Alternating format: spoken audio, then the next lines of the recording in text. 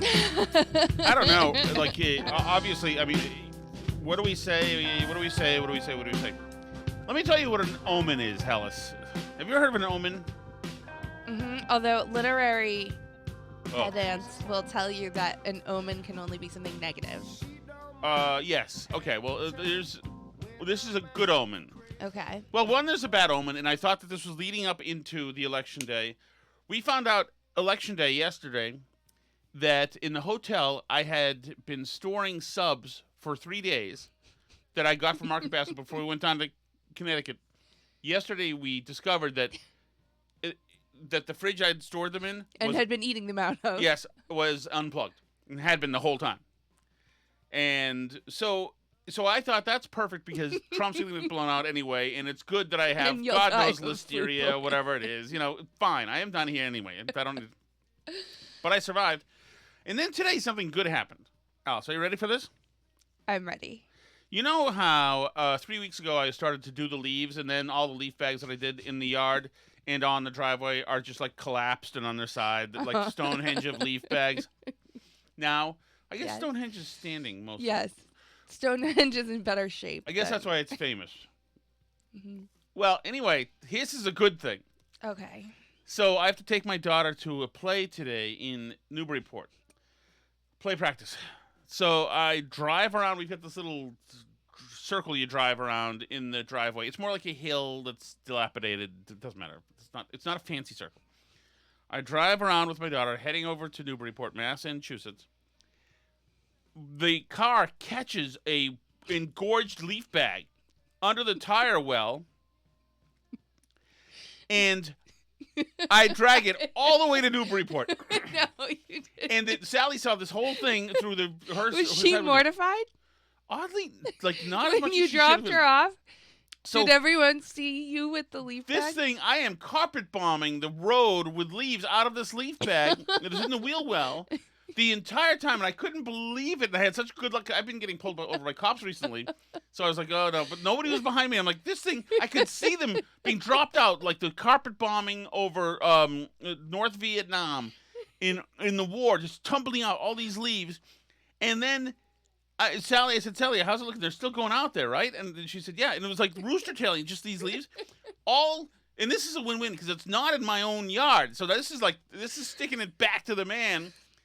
And by the time I got to her play practice, not only had I deployed all my leaves, all in Newburyport, along the side of the road, Stop. but the bag had been ripped to nothing and is now just gone.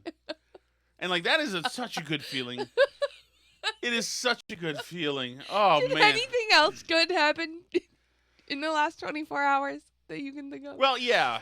I mean, okay. There's that. That personally was good.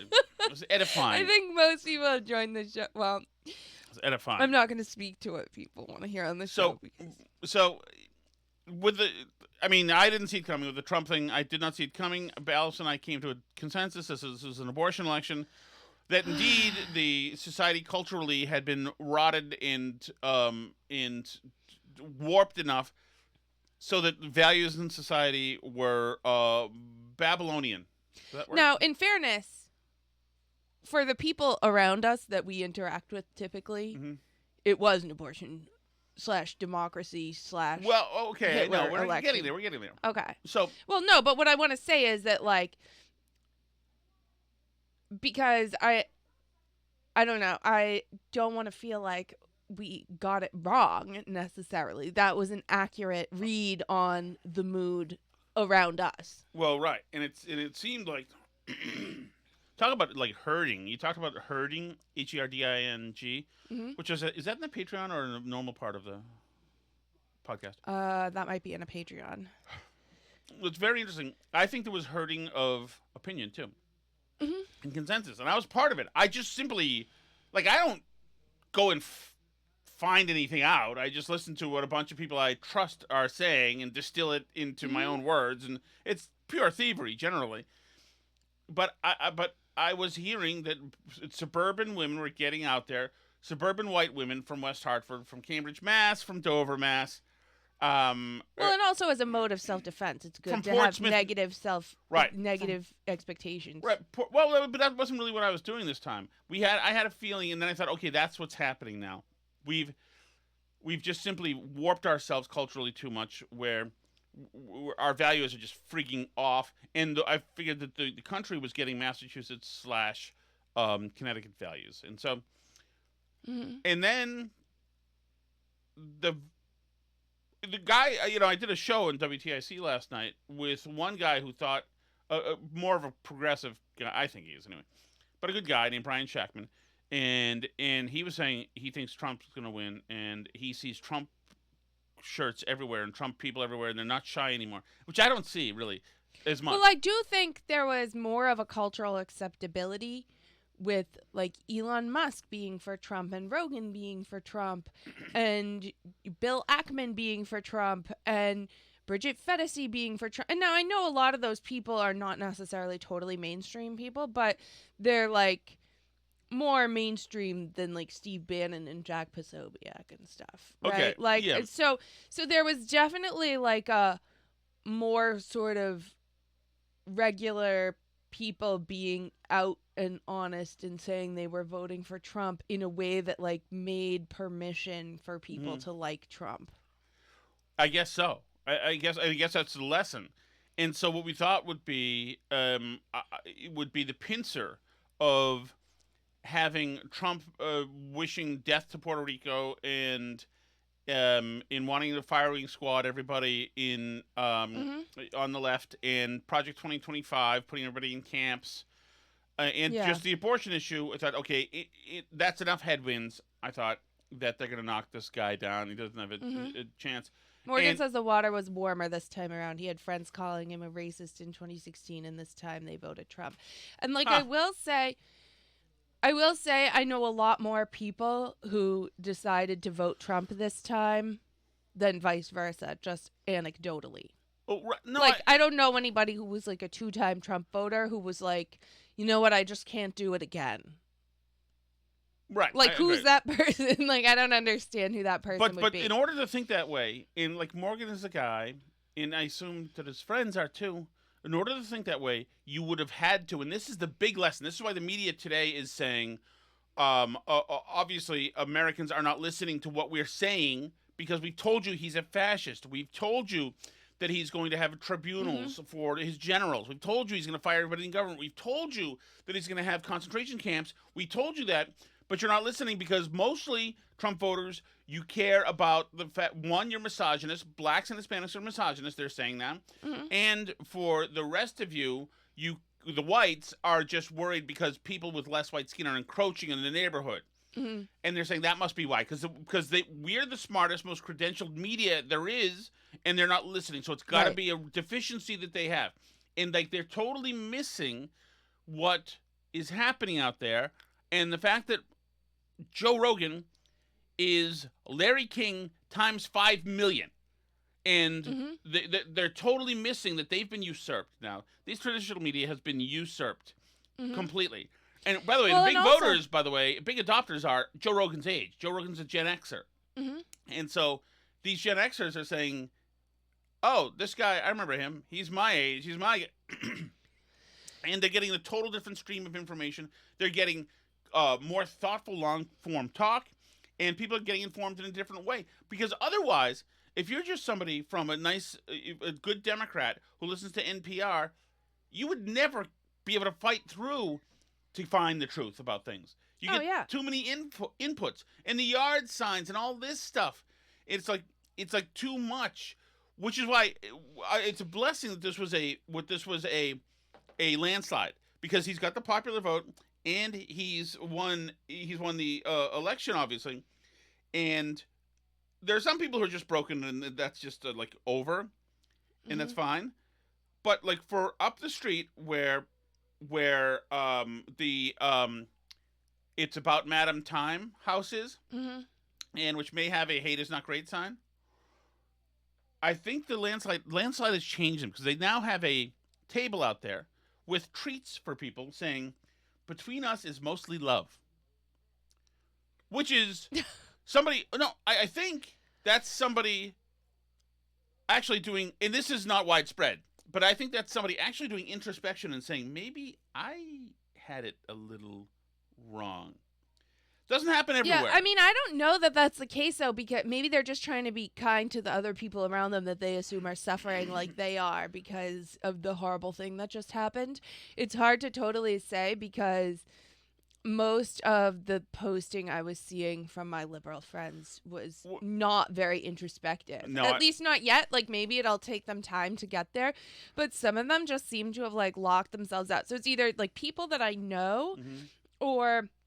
I mean, even take this Reddit thread. Did you happen to read any of that Reddit thread that I sent you? I think it's fantastic. So, yeah, it's pretty incredible. So this is on the Democrats subreddit, and it's their like election following thread. And the horror and disbelief. This person said, anyone else genuinely shocked? I seriously didn't expect this turnout. I didn't think it would be easy, but I never knew so many people would shamelessly vote for a felon who clearly isn't the biggest fan of women or BIPOC. Just sad and shocked as of now. Oh, dude, we saw different Reddit threads. This is the one that I sent you. Anyway, and then the replies go like this. Simply makes no sense.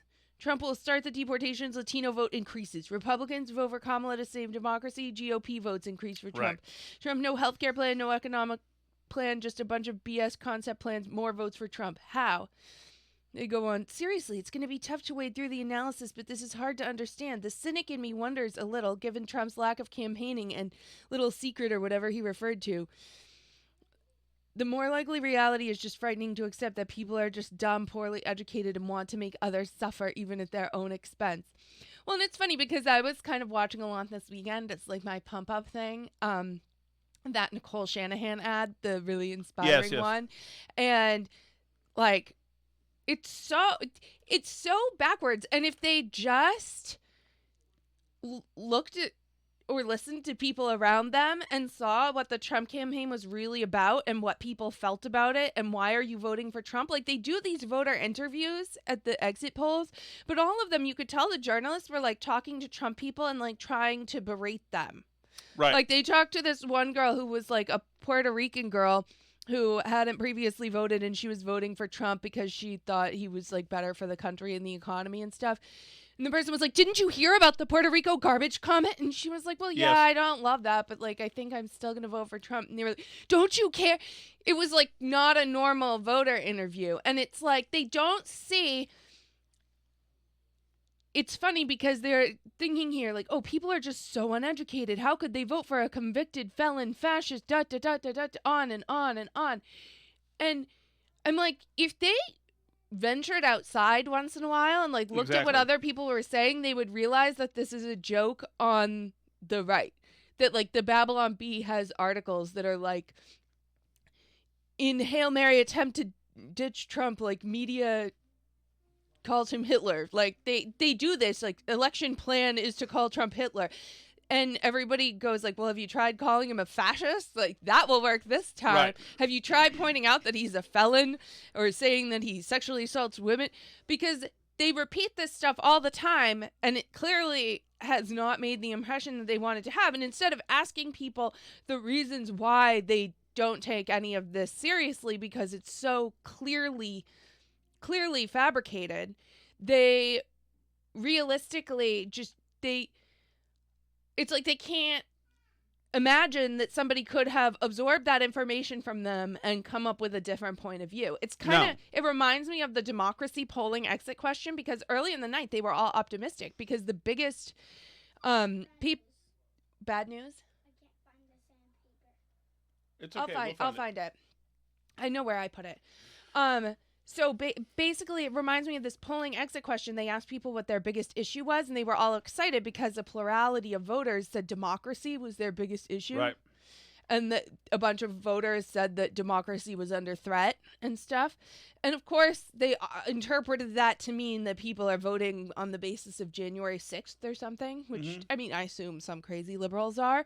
But what they didn't put together was that Trump voters see Kamala as a threat to democracy. Well, they see threats to put Trump in jail, to put Trump supporters in jail, to get rid of free speech, to take away all Elon Musk's government contracts because they disagree with him politically. They see that stuff as a threat to democracy. The idea never occurred to them that anybody could see their side as a threat to democracy. Yeah, Even if they looked on Twitter, people say this stuff all the time. The answer's right out there. But Alice, the two things are not equal. The stuff against Trump is incarnate.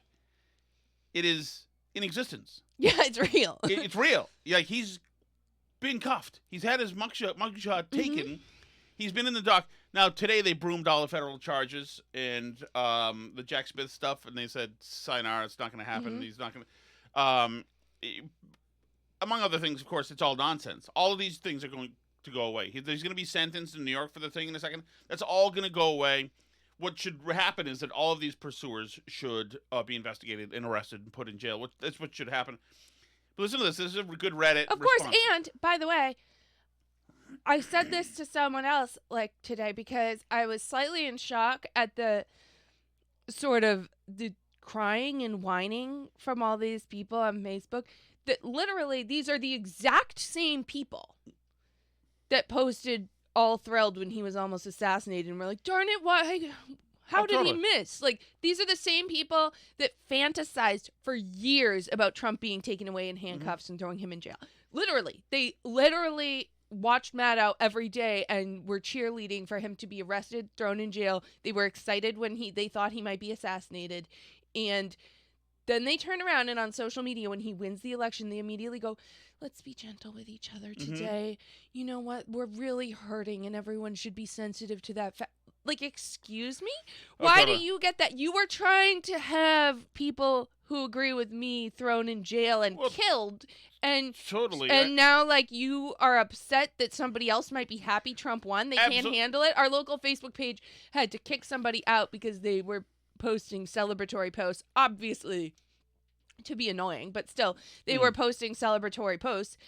You know, obviously, if somebody had posted about how great it was that we had elected our first female president and they were celebrating, and that would be considered great community posting, and everybody would be hearting it and everything. They're going high. Right. Yeah, by the way, when I went to a market basket this morning in Haverhill, a woman was driving through the parking lot with Trump flags in the back of the pickup truck saying, woo, woo, woo. Yeah. Of course, she found, like, the market basket where that's fine. You know, if you do that in Newburyport Market Basket, you get a different situation. Yeah, but so anyway, that person's now banned from the community Facebook page until December. So you can't celebrate. It's not happening. It was getting out of hand. This is Tay Trouble. Somebody in Reddit says, I had my husband make us up go bags weeks ago. They did go bags. I hoped, manifested, wished every day that we'd never have to use them. But here we are. It's happened. I'm just completely numb. I thought I'd be a mess right now, but nothing. I haven't even cried. My husband, on the other hand, is wailing, screaming, banging his head off the kitchen cabinets. Maybe. He has a history of self-harm, and I'm terrified he's about to relapse. I think he's relapsed, actually. Our daughters are crying and asking if they're safe, and we had to compose ourselves and tell them that no, they're not. We're not as a family. Our lives here in this city are over. We've both lived here since birth, multiple generations of family born here, but we can't and won't let our trans daughters be taken from us. And that's exactly what's about to happen. Trans daughters, plural. Under a Trump-Vance presidency as residents in a deep, deep red state. Yeah, I need to cry, but I just can't. I feel like I'm living in a nightmare. So somebody locally posted, too, that I know, that Trump doesn't even believe their son exists. And I'm like, I think he believes your son exists. I don't think that's the issue. And it's funny because J.D. Vance actually answered exactly that question when he did an interview where they, which one was it? Was it the New York Times one? He did. Probably. Yeah, about his friend. About his friend. And it was like about if trans people exist. And he said, you know, like, I agree that trans people exist. I just, like, don't. Or no, this was Ben Shapiro. This wasn't even J.D. Vance. I'm thinking of the Ben Shapiro 25 on 1 thing. Oh, yeah. And the guy the girl who was pretending to be a guy who's like, Yeah. you don't even think I exist. And he's like, I agree that you exist, but I just disagree that you're a man. Like, that's all. You want to talk about my ovaries? Like, not really. But it is funny because it's like they really have never met or No. they have met conservative people, but speaking of not thinking they exist, they don't know any conservative positions or what conservatives think No. about things because they're not interested in knowing. So they constantly set up a straw man for themselves to be afraid of. Trump and Vance aren't going after trans people. Give a frig. It's not... Trump grew up in New York City, where there's a lot of stuff going on, okay? And there's a lot of interesting folks, down near where his office is. Also, we're in Massachusetts, so you and your trans kids are going to be just fine. Right. It's not... but the, like, meltdowns, these are people who literally believe they're going to start to be put in camps. I saw one person posting that they teach at a school for, like, underprivileged kids, and it's a very vulnerable population, and all the kids were crying because their parents don't have papers. Oh. Which, among things that I can guarantee you did not happen, that did not happen because I've seen teenagers and they like Trump, especially Hispanic teenagers. All right. And the only kid who would be upset is a kid whose parents have instilled in him or her the anxiety that only a neurotic, psychotic adult should be burdened with. And it's like it's amazing. Here's a couple of my favorites. I was thinking about this too because a lot of the posts we were saying was like, hug your children tighter, like the future, they're gonna save us in the future. If we still have the right to vote when they can vote, they'll get rid of all this. The kids are all right, man. Like, why are you making your kids solve your emotional issues for totally. you and leaning on your child to rescue you emotionally? Oh, totally. It's really Well, it's the bizarre same thing and with like unsettling all the behavior. therapy dogs at our schools. It's like, what are you doing? The kid, why are you telling them that they have anxiety and this animal here, you can hug it to fuck off? God. Barbara Streisand says, there are no words left. Mm-hmm. They're none? No. That's it. The words are done. There are no words left. There's none left. Okay. David Frum, who used to be a Republican, says, Mm-hmm. deregistered as a Republican today. I didn't even know that was an option. To deregister. Yeah, I'm good. I'd like to deregister, please. Well, you can just You can switch to re-register, unenrolled. But no, he deregistered as a Republican today. And the funny thing is, Mm-hmm. that is, like, you get one shot at that. Like, you get one shot. That is losing your virginity. You know, you can do that once. I had a friend who wrote a column for the paper that I was working with, who in his column, kind of an amateur columnist, said, I respect this because I, too, have had troubles. I've been an alcoholic in my life. And I'm an alcoholic right now. And the editor came in and talked to him and said, just so you know, you can only do that once. Mm-hmm. Like, I'm now deregistered as a Republican. It's so inglorious. It's like the free space in a bingo card. I'm no longer a Republican. I also want to. Can I read you a? By the way, really, really, Trump deregistered him because he's grown the party now. Right. And him and his huge landslide party don't need David Frum. Exactly.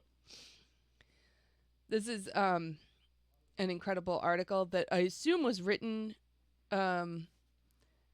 by someone before they looked at the exit polls and realized that a majority of women, a majority of these like suburban women that they were trying to go after voted for Trump, actually. This article is entitled, "A Wounding Disappointment, Why Kamala Harris's Defeat Cuts So Deep for Women." For women, watching Harris lose the election is like reliving all the disappointments and heartaches of your life. Jesus. I think we're reading a little too much into the election. Maybe you shouldn't read all the disappointments and heartaches of your life into an election result, because I can tell you, having now been alive for almost 40 years, that Republicans win some and Democrats win some Right. And you're going to have to learn to get along either way. Right. Well, and it's funny that they emphasize the event of an election and the hypothetical of now the ascension of an oppressor. Mm-hmm. They never emphasize the fact that cottage cheese is $6, or the butter's more expensive, or the gas is what. They noticed some oppression. Listen to this. I was in a Manhattan museum on a recent October weekend when I noticed. Already, by the way, okay, I got you. I can see who you are. When I noticed the post-it tacked inside the stall in the ladies' room. Oh no. Woman to woman, it read. Remember, your vote is private. Harris Walls. The message was one of encouragement, but it made my heart sink. Never in my lifetime have I lived through an election campaign in which this needed to be shared. It still didn't need to be shared. Everyone knew their vote was private. It didn't need to be shared. It also didn't happen. So you could have just put the post-it somewhere else in the fake world of your post-it, which didn't happen. But in the devastating aftermath of Trump winning another presidential election, we find ourselves in a reality marked by fear and intimidation so intense, it's little wonder that women have been exchanging secret messages. Sorry. Don't do stall messages if you're chicks, please. Jesus. No, well, she's going to explain why. That women have been exchanging secret messages in the few private spaces we have left. Oh, because the Trump husbands can't look over and they say, "What do you do? You're not reading something in there, are you? You didn't text your friends to vote for Harris, did you?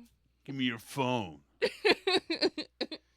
It's just the women's bathroom is one of the few private spaces women have left, which ironically is the one space where they want to let men into. And the threat of, to use Donald Trump's own favorite word, retribution, looms so heavily over us we can only brace for what comes after November 5th or January 20th, whether the women like it or not. We women have been robbed of what could have been a momentous campaign and a historic victory. Well, that didn't go the way we had hoped. Not at all. Or expected. Yeah, I mean, for him to win the popular vote? Are you kidding me? I did not know our country was that full of racist bastards. Mm-hmm. I think these are two women, by the way. It goes on and on like that. These are all over the place, obviously. So here's the thing, Alice. I consider us friends. Mm-hmm. You know that, right? Yes. There's 1,000 pieces of audio we could play showing this, but we have to do the chat because there's a whole bunch of messages and you got to get going. And you guys have heard all the audio, I feel like, already. I mean, the meltdowns are all out there. There's people posting whole threads of meltdowns. There's Rachel Maddow losing it when she realizes that Trump has closed all Kamala's paths to victory and there's no hope.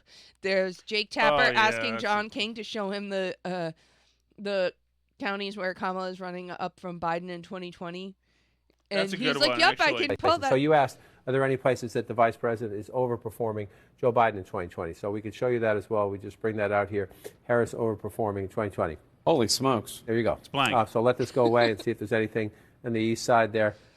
Literally nothing? Literally nothing. Literally not one county? Places. All right, ready? Yes, we're ready. So I heard Bon Jovi had like a polyp on one of his vocal cords, and that's a main reason why he doesn't sound like he used to. There has to come a time when Bon Jovi sucks. Mike Montante is dialed in here. Mike, you are on the Burn Barrel podcast. What's going on? I was wondering when you guys recorded. No, I'm just calling. I'm listening to. I'm getting caught up with some shit driving home. When I just went over the Tappan Z's, I still got some more time to kill. Fucking unbelievable. I was a little Bongino's annoying. I didn't know you guys were recording. How you feel? How shocked are you by what happened? I am shocked. I'm beyond shocked. I did not see it. I did not see a landslide. I mean, the guy has totally changed the political landscape of this country. There is now a new reality. Like, you'd go if you played like Doom or whatever. This is a new board. This is like totally different. He is bigger than both parties. This is just absolutely amazing. Absolutely. My favorite part about today is liberals. They're so fucking. They're so stupid. They're like, oh, what happened to all the claims about stolen elections. I'm not hearing that now. It's like, you idiots realize what happened last night just shows how messed up 2020 was. Well, that's another conversation, indeed, Mike. We'll talk about that in a bit. Mike is, by the way, very upset that Tim Walz is out of politics now. By the way, he told me that in private. When you have to retire, him and especially Richie Valens, I think his name is Richie Sambora? 4 Seasons. Seen video clips of him. Frankie Valli. Jesus, what are you on right now? Richie Sambora's in Bon Jovi. Richie Valens did La Bamba.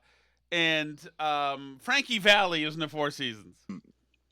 Doing his Vegas show, and it was just like him just barely moving his lips. Yeah, he's 107. And it was like lip syncing.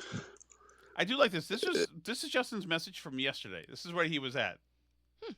Which I respect, by the way, and I like all those people, but I do not like Bon Jovi.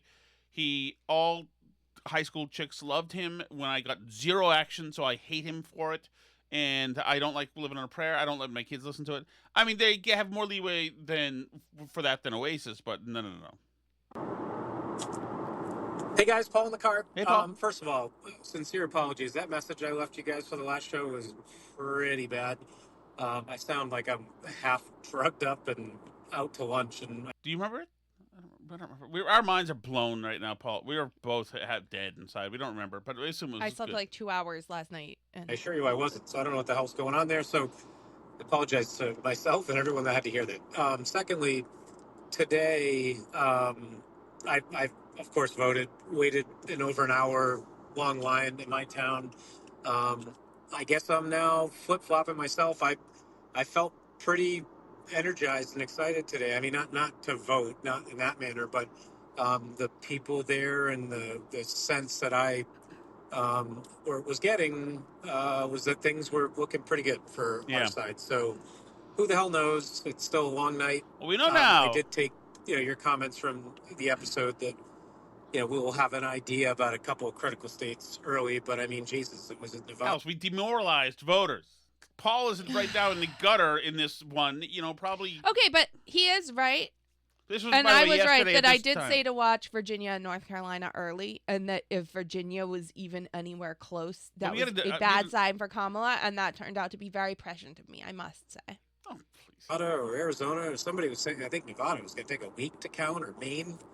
God, they know the results in Venezuela within an hour, and I guess that's another issue, but I don't know why it takes us so long. But Paul, this is Paul before the election, before everything became beautiful. Is even another one here? Maybe not. Maybe not. But don't worry, Paul. That doesn't obviously give us an update. And by the way, it's almost 2 a.m. I can't believe it. Yep.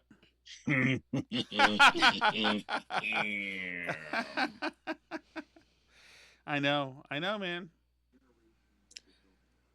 Good morning, Alice and Tom. What an awesome day it is today. Absolutely. Agreed. Well, they called us everything under the sun, garbage, deplorables, Hitlers, fascists, but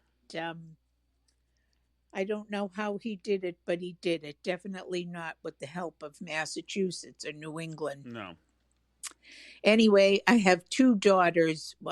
Both called me this morning, my daughter in Andover, just so concerned about women's rights and what a fascist he is and what an awful person he is. And my daughter that lives in the beautiful redneck Riviera of Florida, how happy she is. And I'm with her. She's sporting that red MAGA hat, and I'm so proud of her. That's great. Enough said. I just want to say thank you both for your analysis and your conversation around all the issues. I listen to all your podcasts and even the all you can eat. I'm sorry that's late. We're gonna have more. We've got a bunch of people who are saying, a bunch of fans of our friends saying, "Come on, we've just been bowled over for the past month, and Alice's job sucks." Awesome. I am a tripe lover. Oh. too. And there is a Crystal Lake in Melrose. There we go. There's also a Crystal Lake in Peabody. And there's I think, by the way, Jennifer, probably the best. Well, there is actually. I've been told that near Melrose, the best tripe is. I've eaten at Abendanza in Everett, but also I've been told there's a bunch of places in Revere, obviously, but that Pat's Pushcart sometimes has, if that's still around, in the Saugus Melrose line. Lake Quantapowhat in Melrose. All right.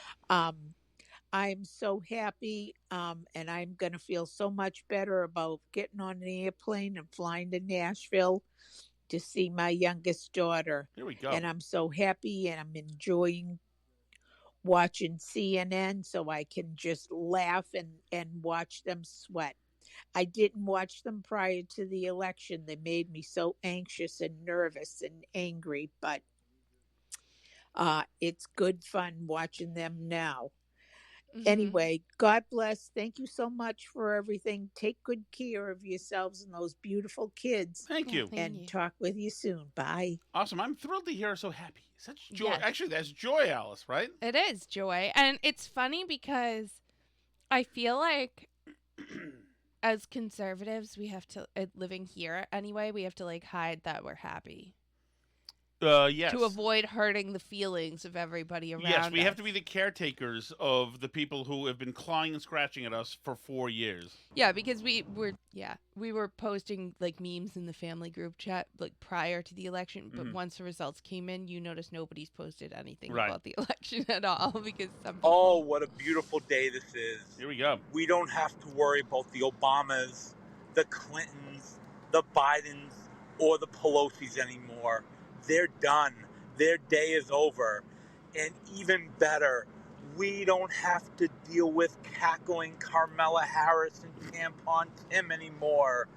I can't believe that those two clowns were close to being president and vice president of the United States. Mind your own damn business. As Americans, as Republicans, as good people, we stood up to the arrogance. We stood up to the elite.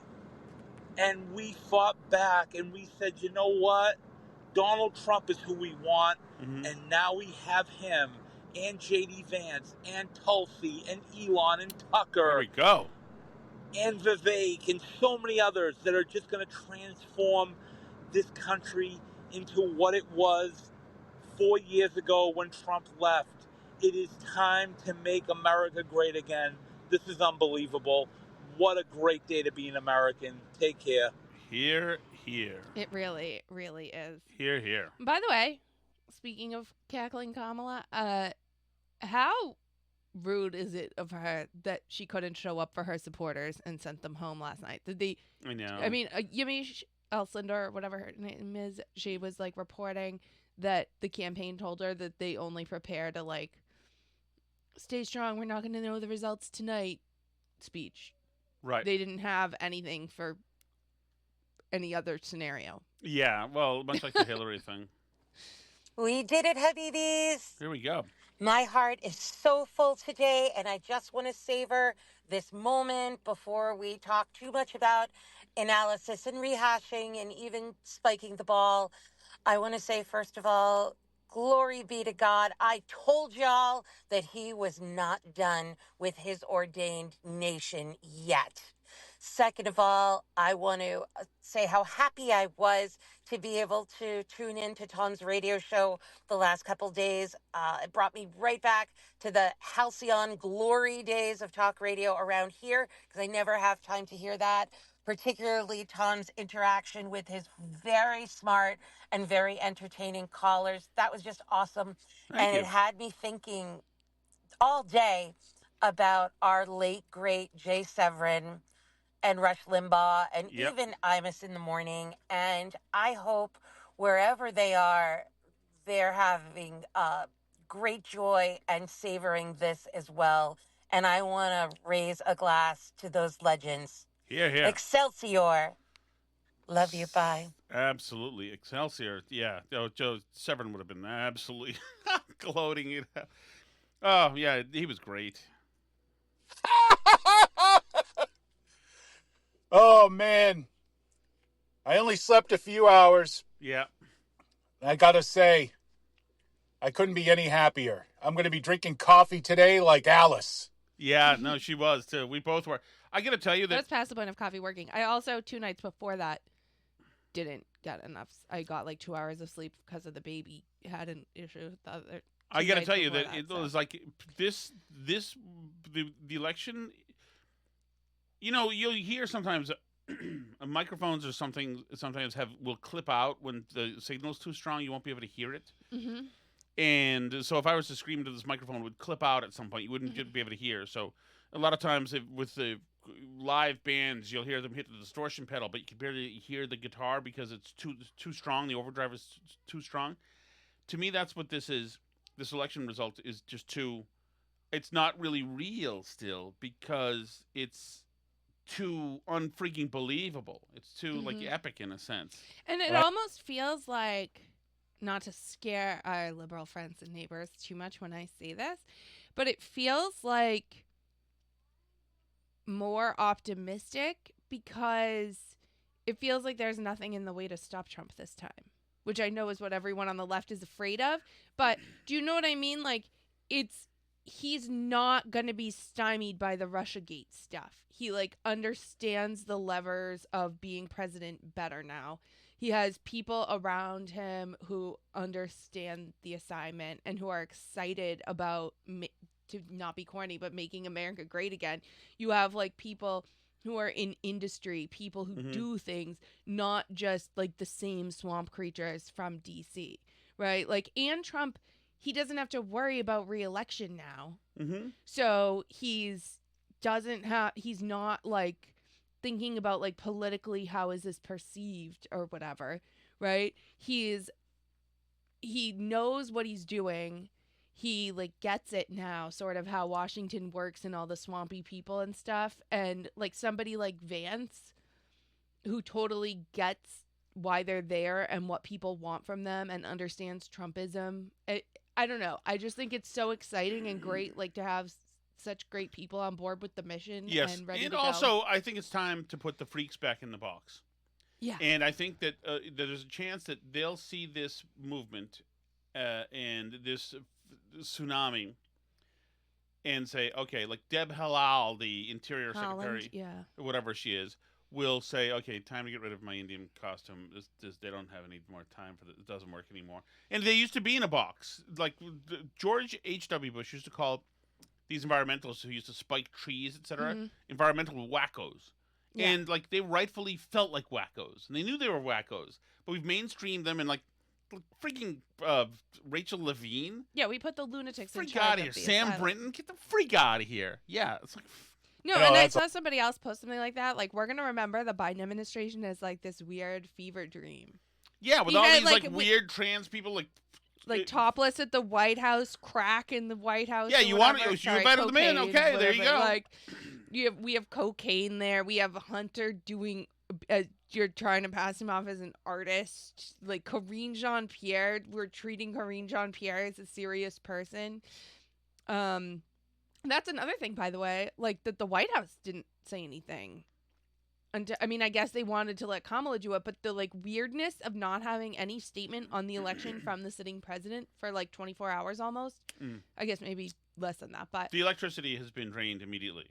Yeah. These people are, There's no one running anybody on their side anymore. No. What?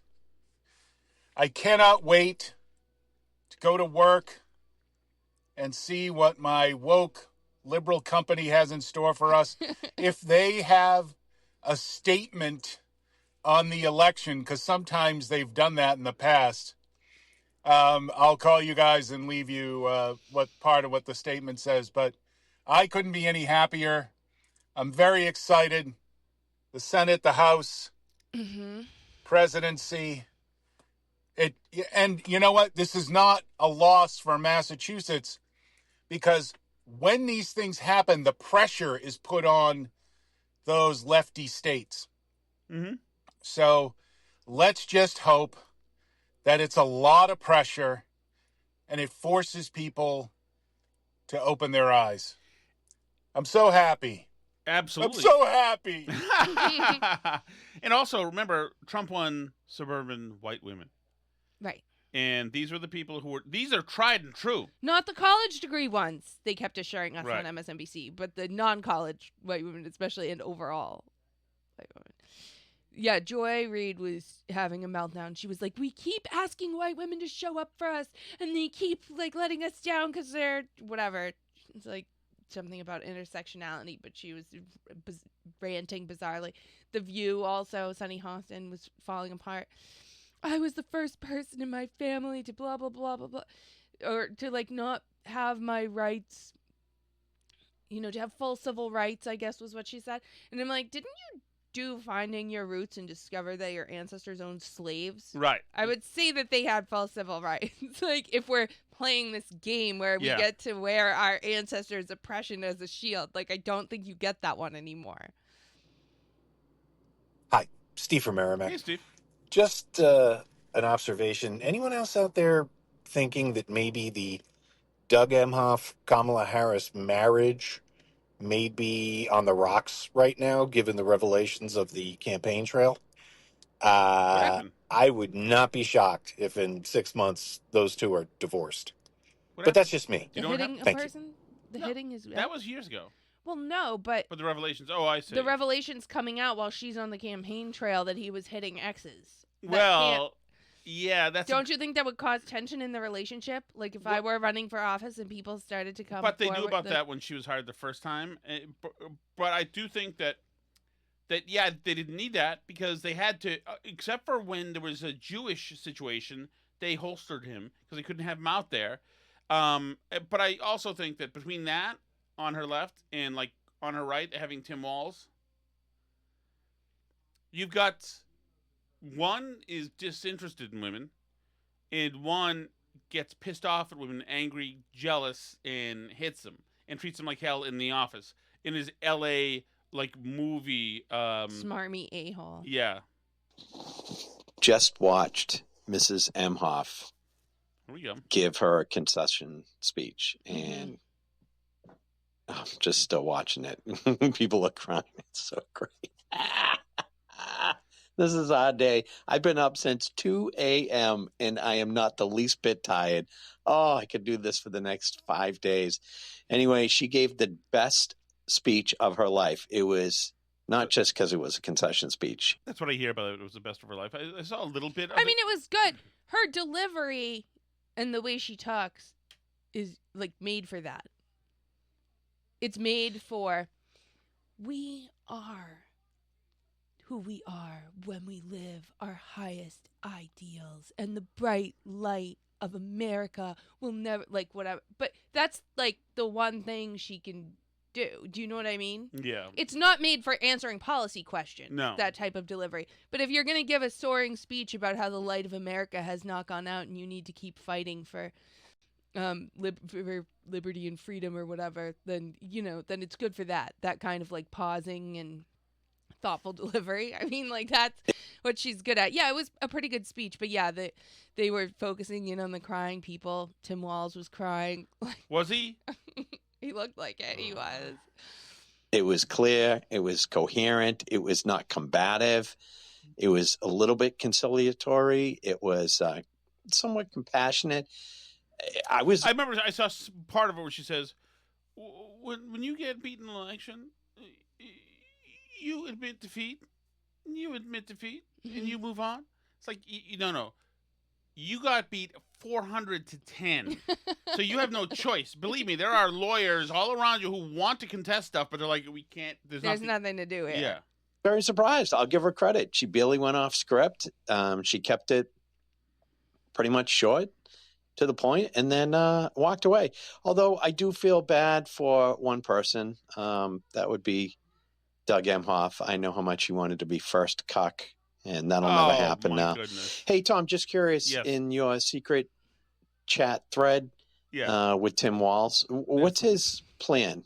Is he going to start the Limp Wrist Society? Well, I don't know what and that even maybe means. He is in a nonprofit for certain types of candidates? Just wondering. I don't know. Let us know.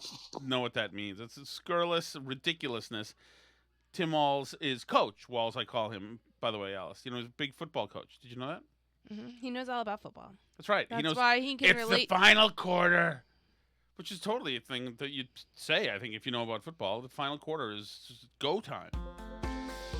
Thank you so much for listening, everybody. Glad everyone is having a happy day today. I think this is going to continue into the next day, this joy, if you will, that we're all experiencing here. And thank you for making the Shed Chat a safe space to share all your happiness that you can't show at work or to family members or other people. We're so happy you're happy. Leave more messages.